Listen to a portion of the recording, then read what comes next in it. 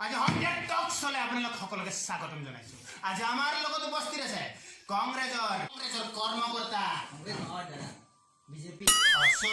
বিজেপিৰ কৰ্মকৰ্তা তৰুণ শৰ্মা আৰু অন্য এজন অতিথি আমাৰ মাজত উপস্থিত আছে। সেয়া হ'ল মিষ্টাৰ হালিম। আসন গ্ৰহণ কৰক। আমাৰ এয়া মানে কি হ'ল, আমাৰ নতুন আমাৰ পঞ্চায়ত ইলেকশ্যন আহি আছে। আপোনাৰ দল বিজেপি, তাক লৈ আপোনাৰ কি পৰিকল্পনা? মোৰ দলটো আগৰ পৰাই উন্নত হৈ আছে। আমি কি জানেনে নাই, আমি পদুম ফুল বকাত ফুলো। সেইটো হয়। আমি তাৰমানে য'তে ত'তে আমি ফুলটো ফুলিব নিদিওঁ। ভাল লাগে পদুম ফুলটো। পদুম ফুলটো ধুনীয়া গম পাইনে? সেইকাৰণে আমাৰ দলটো ধুনীয়া হৈ থাকিব। কংগ্ৰেছৰ বিষয়ে কি ক'ব আপুনি? পদুম ফুল কি কামত আহে? এই হাত নহলে আকৌ কৰিব নোৱাৰে। পদুম ফুলো ছিঙিব নোৱাৰে। পদুম ফুলো ছিঙিব নোৱাৰে হাত নহলে।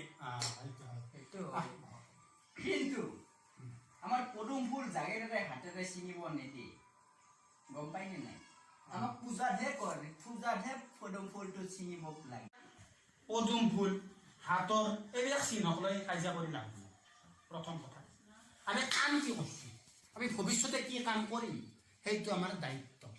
অসমখন আগুৱাই লৈ যোৱাৰ ক্ষেত্ৰত আমাৰ কিছুমান দায়িত্ব আছে, হয়নে নহয়? হয়। মিষ্টাৰ হালিম, আপুনি কি ক'ব কংগ্ৰেছৰ বিষয়ে? আমি ৰাইজৰ কাৰণে কি কৰা নাই? নিবনুৱাই চাকৰি পাইছে কেৱল কংগ্ৰেছৰ বাবে। তাৰ মাজতো তাৰ মাজতো এটা কথা আছে।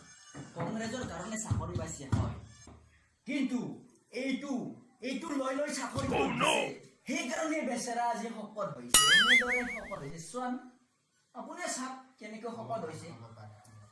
আমি দেখা নাই, আমি বিজেপি প্ৰাৰ্থী, আমি কোনো ঘোষ নাখাওঁ, সেইকাৰণে আমাৰ বডি এনেকুৱা হৈ আছে, হয়নে নহয়?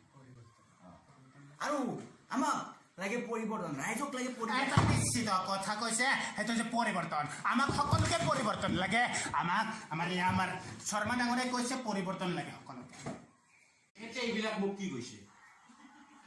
তেখেতে মোৰ বডিক ধৰি কিয় এনেকে কৈছে? তেখেতে মোক বডিক ধৰি কিয় কৈছে? ই মোক বডিক ধৰি কিয় ক'ব? খং নকৰিব, কিয় কাটি মই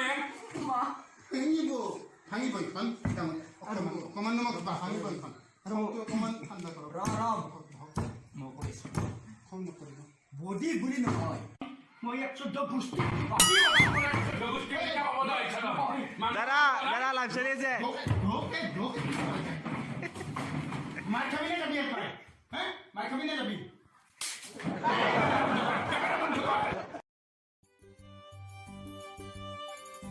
আৰু আপুনি কওক, আপোনাৰ কংগ্ৰেছৰ বিষয়ে কি ক'ব? আমাৰ কি আছে? হাত আছে